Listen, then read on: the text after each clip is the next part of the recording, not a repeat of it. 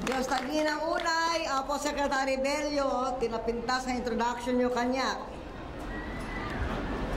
Apo Congressman Juni Cua, ti baro nga Chairman ti Committee on Appropriations day Kongreso, the first Chairman of the Committee on Appropriations nga anak ti Amyanan. Apo Congressman Rodito Albano, Gapo Isabela, Apo Governor Dax Cua, Ken Mrs. Cua, no, former Congresswoman Cua,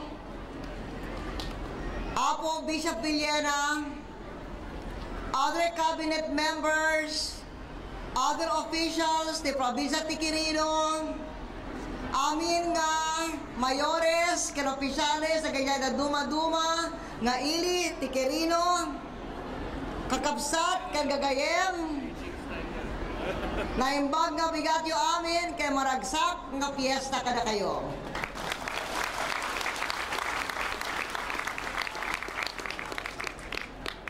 Ken,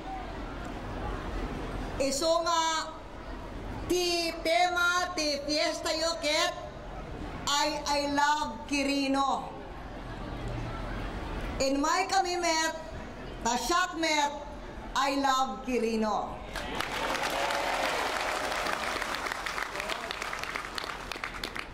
And I consider it a humbling experience to be able to serve, as Congressman Juni Cua mentioned, in the various ways that we work together, the people of Quirino. And thank you for the honor of serving you.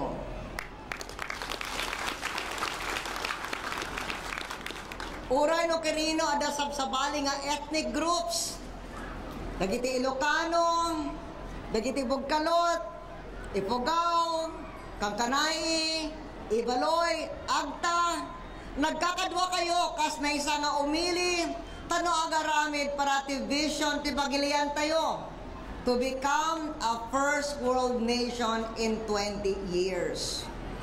Ipagpakita yo iti panagayat yo.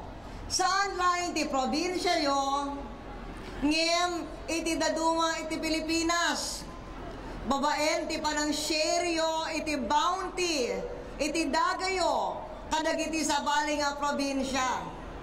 Dagiti vegetables yo, nga pinadakil ditoy, ket agpakpakan, iti adu kadagiti kailian yo. Iti sabali pa nga parte, ti Luzon, ken iti Visayas, Diyos aginang kada kayo, amen. Tungtung palen yo, iti importante nga role tata, nga ada kakurangan ti makan iti entero nga lubong, daytoy nga tawen. Self-sufficient kayo iti bagas, and you even export a part of it. Ken iti probinsya yo ket iti imuna nga banana producer, iti region 2. Ikanyo met, dagiti sa bali nga probinsya, iti kape, mani, ken sa bali pa nga ani, gapu iti industriya, dagiti umili ti Quirino, ken sa bali nga probinsya nga self-sufficient, iti bagas, nasapulaing, nga import tayo, ti 10%, ti kasapulan tayo, iti bakas. Sagpay nga dagiti rice exporting countries ket nagsarden nga aglako kadagiti sabali nga paglian. We have been working tirelessly to address challenges arising from the slowdown in the global economy, combined with high oil and food prices.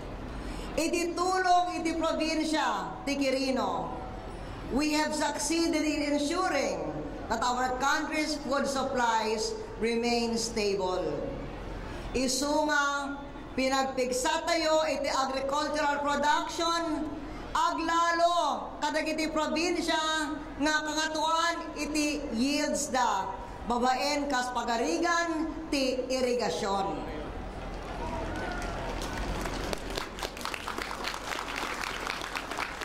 ken kadwa to'y programa tayo, keti adalang irrigation system. Nga inrugi tayo, edi Mayo. Ken ko na, kasla ko na ni Governor Dax Kuwa, ada gastos tayo nga 1.3 billion pesos tano may patakder. But it will give us irrigation of 5,000 hectares, actually 5,800, of which 1,000 hectares already have been irrigated since last May. Jai iliti aglipay, ken sa Guday, dito nga probinsya, ken kastamit iti Jones, ken Itiage, jay Isabela. Manipur idirugi daytoy nga panangaramid, daytoy irrigation network, ken nagaramid na tayo nga 1,200 nga baro nga trabaho. And we have those who have benefited from this project. Elmer Pagaduan, adatoy ni Elmer Pagaduan.